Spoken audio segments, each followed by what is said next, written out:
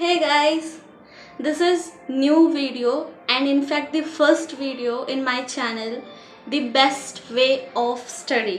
ठीक है, ये मेरे चैनल का नाम है and this is new video.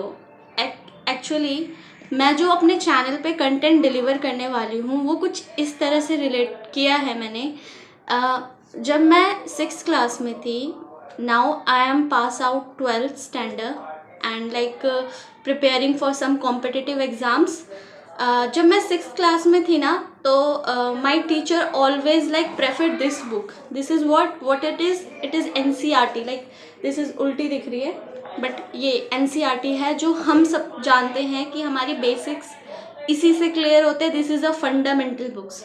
But होता क्या है कि जो NCERT है ना, CBSE ने लाइक इतने अच्छे वे से NCERT नहीं डिज़ाइन की है. This is a true. That's why the like बहुत सारे स्टूडेंट जो होते हैं उनको NCERT समझ नहीं आती. But now after like passing out 6th 7th 8th 9th 10th 11th 12th I realize that NCERT is literally a very important book for us. In fact like this is a fundamental book. और एक चीज़ बहुत important है, NCERT हम सब समझते हैं it is very easy book. But होता क्या है कि NCERT एक इजी बुक तो है बट उसमें बहुत सारी ऐसी चीज़ें हैं जो बहुत कॉन्सेप्चुअल है और जिसे समझने में हमें टाइम लगेगा. ठीक है, तो NCERT को समझना is not a like child's play. ठीक है, NCERT को समझना एक बहुत बड़ी बात होती है और जिसे वो समझ आ जाती है that this book is very amazing. ठीक है, सो इन माई चैनल मैं बेसिकली आपकी साइंस मेंटोर बनूंगी. ठीक है, I starting from class 6 and eventually when all of you like my videos then I also I also teach you class 7 science, class 8 science and in fact in higher level of science. ठीक है, तो मैं अपनी video की जो शुरुआत करूँगी वो सबसे basic class which is class 6th. तो उसके साइंस के हर एक चैप्टर के मैं आपको शॉर्ट वीडियोस बना के दिया करूँगी which is conceptual, more over conceptual video. And कोशिश करूँगी कि मैं उसको इंटरेस्टिंग वे में आपको डिलीवर कर सकूँ. ठीक है, so this is like aim of my channel and from now let's get started. तो जो मैं पहला फ्रॉम क्लास 6 का जो पहला चैप्टर है जो मैं स्टार्ट कर रही हूँ, आई होप कि वो आपको अच्छा लगे. So that chapter is food, where does it come from. We all know that this is a first chapter of class 6 science. ठीक है, तो इस चैप्टर को मैं कुछ अपने तरीके से आपको समझाऊंगी. ठीक है, कि इस चैप्टर में बेसिकली क्या बताया गया है.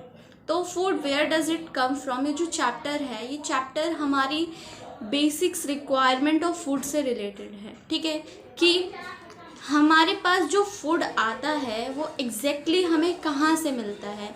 लाइक हम समझते हैं कि हमें जितना भी फूड है, जितना भी हमारा डेली लाइफ में खाने के जितने भी हमारे सब्सटेंसेस है, रिक्वायरमेंट है, वो सब हम अपने मार्केट से पास वाले कन्वीनियंट स्टोर में जाके पूरा कर लेते हैं. But it is more over not like that कि कन्वीनियंट स्टोर से हम फूड लेकर आते हैं बिकॉज वो सारा फूड वहाँ पे अवेलेबल होता है. लेकिन एग्जैक्टली आता कहाँ से है? क्या कन्वीनियंट स्टोर वाले जो पीपल्स वहाँ पे काम करते हैं क्या वो से उगाते हैं? बिल्कुल भी नहीं, ऐसा नहीं होता. तो वही चीज़ हमें इस चैप्टर में समझनी है. तो फूड जो है वो कन्वीनियंट स्टोर में बिल्कुल भी नहीं उगता. फूड जो है वो एक फार्म लैंड पे उगता है जिसको हम खेत बोलते हैं बेसिकली. ठीक है, मान लिया फार्म लैंड पे फूड उगता है और उसकी फार्मिंग करते हैं फार्मर्स.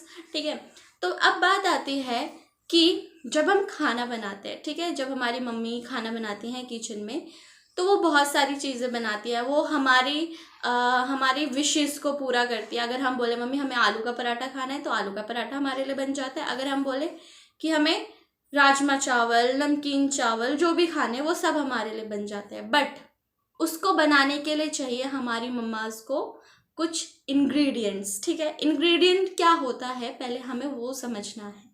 तो इंग्रेडिएंट क्या होता है? इंग्रेडिएंट होता है, सपोज मैंने बोला अपनी मम्मी को कि मेरे लिए राजमा चावल बनाए, ठीक है।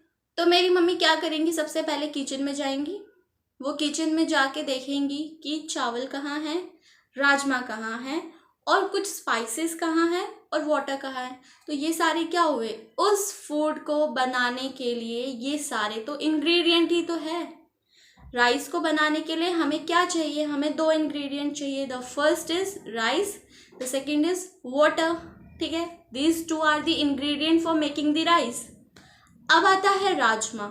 राजमा बनाने के लिए we have to require rajma, beans, ठीक है, and some water, some vegetables, some spices. तो ये सारे क्या हो गए, इंग्रेडिएंट फॉर राजमा। तो these are the ingredients, right. अब नेक्स्ट थिंग हमारे पास ये आती है कि ठीक है, हमें पता चल गया खाना बनाना है तो आपके पास इंग्रेडिएंट होना चाहिए, लेकिन लेकिन लेकिन वो इंग्रेडिएंट कहाँ से आते हैं?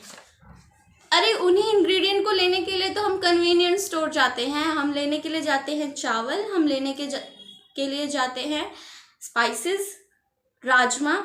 ये सारी चीज़ें तो हमें मार्केट में अवेलेबल हो जाती हैं, बट एग्जैक्टली कहाँ से आता है ये?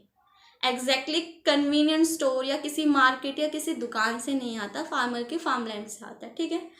तो बेसिकली दीज आर, जो हम वेजिटेबल्स, फ्रूट ये सब खाते हैं, even spices also are the plant products. अब सबसे पहले हमें ये जानना है कि what are the plant product. Plant product वो हैं जो हमें प्लांट से मिलते हैं, राइट, ठीक है। तो plant product are those product which are available for us and that are giving by the plants, ठीक है। These are plant product. अब देखो, हमारे पास सोर्सेज ऑफ फूड बहुत सारे हैं हमारे पास। हम ना तो सिर्फ प्लांट प्रोडक्ट्स खाते हैं, ना तो सिर्फ एनिमल प्रोडक्ट्स खाते हैं, हम दोनों के कॉम्बिनेशंस को खाते हैं, ठीक है।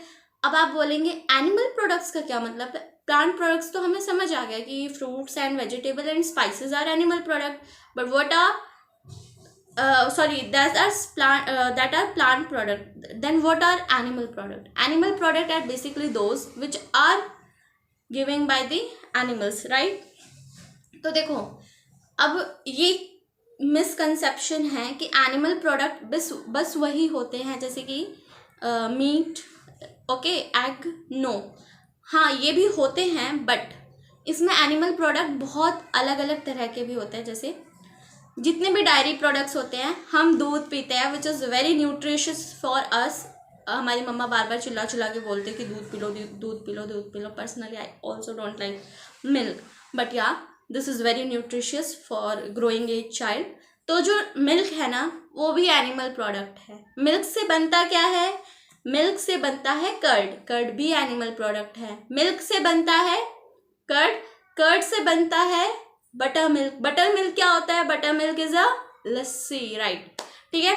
तो वो भी एनिमल प्रोडक्ट में ही है। उससे बनता है पनीर, पनीर भी एनिमल प्रोडक्ट है। Cheese is also animal product, ठीक है। These are all animal product. Even यही चीज़ें नहीं, हमें बहुत सारे ऐसे ऑयल्स हैं, जैसे फिश ऑयल है, कोड लिवर ऑयल है, ये सारे हमें एनिमल से मिलते हैं। तो ये तो हो गए एनिमल प्रोडक्ट, राइट।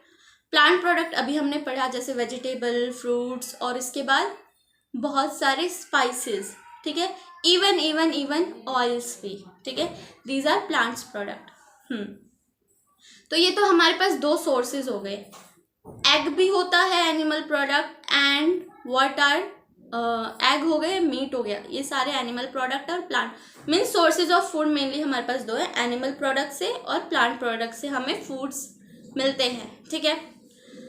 ओके, हमें इतना तो समझ आया कि हमें इन सब चीज़ों से क्या मिलते हैं, हमारे खाने के इंग्रेडिएंट्स मिलते हैं, ठीक है। अब एक बात है कि ठीक है, हमने मान लिया क्या it is actually like that कि हमें प्लांट से मिलता है हमारा जो भी इंग्रेडिएंट है, बट प्लांट के पास कैसे आता है? वो कौन सी कन्वीनियंस स्टोर पे मार्केटिंग करने जाता है? नहीं, ऐसा नहीं होता। प्लांट चलकर किसी कन्वीनियंस स्टोर पे मार्केटिंग करने नहीं जाता। प्लांट वो सारे इंग्रेडिएंट, इनफैक्ट हम बोल सकते हैं कि प्लांट के लिए वो उसका खाना है वो खुद बनाता है, राइट। प्लांट अपना खाना जो हमारे लिए भी यूज़फुल है वो खुद बनाता है। खुद कैसे बनाता है? प्लांट्स अपना खाना खुद बनाते हैं तो हमारी मम्मी भी खुद बनाती है, उसमें क्या बड़ी बात है। तो बट बड़ी बात ये है कि हमारी मम्मी जो खाना बनाती है उसमें प्लांट के इंग्रेडिएंट्स चाहिए, मतलब प्लांट के प्रोडक्ट्स हमें चाहिए। बट जो प्लांट है वो किसी और से कोई इंग्रेडिएंट नहीं मांगते। वो कहाँ से लेते हैं? वो डायरेक्टली नेचर से लेते हैं। नेचर इन द सेंस मतलब क्या?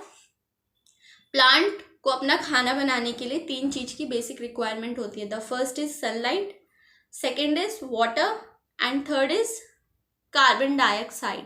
ठीक है, इन तीनों चीज़ों के साथ जो प्लांट है वो अपना खाना तैयार कर सकता है। ठीक है, और जो प्लांट अपना खाना खुद बनाए ना, प्लांट 2 तरह के होते हैं, राइट। एक होते हैं जो प्लांट अपना खाना खुद बनाए और एक होते हैं प्लांट जो दूसरों पर डिपेंड होते हैं। ठीक है, तो जो प्लांट अपना खाना खुद बनाते हैं उनको हम क्या बोलते हैं? ऑटोट्रॉफ्स। जो नहीं बना पाते दे आर हेट्रोट्रॉफ्स। ठीक है, अब जो प्लांट खुद बना पाते हैं अपना खाना वो सारे ग्रीन प्लांट्स होते हैं। ठीक है, यानी कि इसका मतलब हम ये समझे कि जो प्लांट खुद खाना नहीं बनाते वो सारे येलो और रेड प्लांट्स होते हैं। नहीं, ऐसा कुछ नहीं होता। अभी मैं बताती हूँ। देखो, जो प्लांट अपना खाना खुद बनाते हैं वो ग्रीन होते हैं। क्यों? क्योंकि वो एक तरह का प्रोसेस अपने अंदर परफॉर्म करते हैं विच इज़ फोटोसिंथेसिस, राइट। अब फोटोसिंथेसिस क्या होता है? फोटोसिंथेसिस एक प्रोसेस है जो प्लांट को करना होता है। और वो कैसे करता है? सन रेज आती है प्लांट्स के ऊपर, राइट। वो प्लांट्स के लीफ के सरफेस पे सन रेज फॉल करती है, मतलब गिरती हैं। तो लीफ क्या करेगा? लीफ उन सन रेज को कैप्चर करेगा। कैप्चर कैसे करेगा? लीफ के सरफेस में एक ग्रीन पिगमेंट होगा जो क्लोरोफिल है। क्लोरोफिल सनलाइट को कैप्चर करने का काम करता है। ठीक है, अब सनलाइट तो कैप्चर हो गया लीफ के पास। अब उसी सनलाइट का यूज़ करके प्लांट अपना खाना बनाएगा। यहाँ से सनलाइट मिला लीफ के सरफेस पे। अब लीफ के अंडरग्राउंड पार्ट में होते हैं लीफ के रूट्स। अब रूट से प्लांट क्या करेगा? रूट से पानी एब्जॉर्व करेगा, बिकॉज पानी is very necessary for making the food, right. हमारी मम्मी भी जब खाना बनाती है तो खाने में थोड़ा बहुत पानी जाता ही है। तो प्लांट को भी पानी की बहुत ज़्यादा रिक्वायरमेंट होती है अपना खाना बनाने के लिए। ठीक है, तो ग्रीन पिगमेंट हो गया और क्लोरोफिल हो गया और वाटर हो गया। अब प्लांट को कार्बन डाइऑक्साइड चाहिए, वो कहाँ से मिलेगा? अब मैंने बोला ना, लीफ के ऊपर के सरफेस पे क्या होता है? ग्रीन पिगमेंट होता है और साथ में बहुत छोटे छोटे पोर्स होते हैं। लेकिन एक इंटरेस्टिंग बात है, ये ऊपर के सरफेस पे नहीं होते, लीफ के नीचे के सरफेस पे होते हैं। ये कहाँ होते हैं? नीचे के सरफेस पे। क्या होता है? छोटे छोटे छोटे छोटे छोटे छोटे छोटे पोर्स होते हैं। पोर्स, उन पोर्स को हम क्या बोलते हैं? उन पोर्स को हम बोलते हैं स्टोमेटा। ये स्टोमेटा क्या करते हैं? ये स्टोमेटा प्लांट के गैसियस एक्सचेंज में हेल्प करते हैं। गैसियस एक्सचेंज का मतलब ये होता है कि प्लांट जो है कार्बन डाइऑक्साइड लेता है, ऑक्सीजन बाहर देता है। इसीलिए तो हम बोलते हैं कि ज़्यादा से ज़्यादा प्लांट्स उगाओ ताकि हमारे अर्थ की ऑक्सीजन रिक्वायरमेंट बढ़ सके। ठीक है, तो प्लांट उस कार्बन डाइऑक्साइड का क्या करते हैं? खाना बनाने में यूज़ करते हैं और उसी खाने को बनाने के बाद उनके पास ऑक्सीजन आता है जो वो हमको दे देते हैं। So plants are our friends, right. तो उनको ज़्यादा से ज़्यादा हमें उगाना चाहिए। ठीक है, इसीलिए बोला जाता है। अब इस पूरे प्रोसेस को क्या बोलते हैं? सनलाइट कैप्चर करना, रूट से वाटर लेना, क्लोरोफिल का यूज़ करना एंड कार्बन डाइऑक्साइड का अंदर जाना एंड ऑक्सीजन का बाहर आना। इस पूरे प्रोसेस को फोटोसिंथेसिस बोलते हैं। जैसे हमारी मम्मी किचन में कुकिंग करने खाना बनाने जाती है तो हम कुकिंग बोलते हैं, मम्मी कुकिंग कर रही है ना। सेम तरीके से प्लांट जब खाना बनाते हैं तो हम बोलते हैं वो फोटोसिंथेसिस कर रहे हैं। उनके कुकिंग का नाम क्या है? फोटोसिंथेसिस। समझ आया? ठीक है, दिस इज फोटोसिंथेसिस। एंड इस फोटोसिंथेसिस के प्रोसेस के बाद प्लांट वो सारे अपने प्रोडक्ट्स बना पाता है जो हमारे लिए इंग्रेडिएंट जो हम अपने खाना बनाने में यूज़ करेंगे। ठीक है, और वो सारे इंग्रेडिएंट कुछ भी हो सकता है। जैसे स्पाइसेस है, स्पाइसेस प्लांट में किस फॉर्म में उगता है? हो सकता है वो स्पाइसेस प्लांट के रूट में उग रहा हो, वो हो सकता है वो स्पाइसेस प्लांट के फ्रूट के रूप में उग रहा हो। तो वो प्लांट की क्या है? प्रोडक्ट्स हैं जो प्लांट ने बनाया है और वो हमारे काम आने वाला है, समझ आई। वो सारे प्लांट के वो प्रोडक्ट्स हैं जो प्लांट ने खाना बनाने के बाद स्टोर कर लिया, फूड जो स्टोर कर लिया, जो प्लांट खाना बनाता है। अच्छा एक बात बताओ, जब हमारी मम्मी खाना बनाती है तो ऐसा तो नहीं है ना सारा खाना हम एक बार में ही खा लेते हैं। भाई पेट है, पिटारा नहीं है, भर जाएगा कभी। तो जो एक्स्ट्रा खाना बच जाता है वो हम स्टोर कर लेते हैं और बाद में उसको कुक करके दोबारा खा लेते हैं। सेम तरीके से प्लांट का भी होता है। प्लांट क्या करते हैं, एक बार जितना खाना बना लिया हो गया, अब उनको जितना चाहिए वो यूज़ कर लेंगे, बाकी खाना वो अपने अलग अलग पार्ट्स में स्टोर कर लेंगे। और वही स्टोर फूड हमारे लिए इंग्रेडिएंट है, राइट। तो बहुत सारे ऐसे फ्रूट्स हैं जो प्लांट्स के क्या है, प्लांट्स के स्टोर फूड एंड हमारे लिए इंग्रेडिएंट। तो उन अलग अलग पार्ट्स को हम नेक्स्ट वीडियो में देखेंगे कि वो कौन कौन से पार्ट्स हैं जो हमारे लिए इंग्रेडिएंट और प्लांट्स के लिए उनका स्टोर फूड है, ठीक है। सो अभी तक के लिए इतना ही। ये सारी चीज़ें बहुत इजी है, बस इसका वे ऑफ लर्निंग आप थोड़ा बदलिए, ठीक है। NCERT, this book is a very amazing book, ठीक है। This book is a very amazing book, बस इसे समझने की ज़रूरत है। एंड आप बिलीव नहीं करेंगे फ्रेंड्स, जब आप एक क्लास में आएंगे ना तो आपके ऊपर प्रेशर ये बढ़ जाएगा कि आपको ज़्यादा से ज़्यादा फोकस इस बुक पे करनी है। सो आई थिंक कि बाद में क्यों, अभी से क्यों ना की जाए इस बुक पे फोकस, ठीक है। तो हम इसी बुक्स को समझते समझते चलेंगे।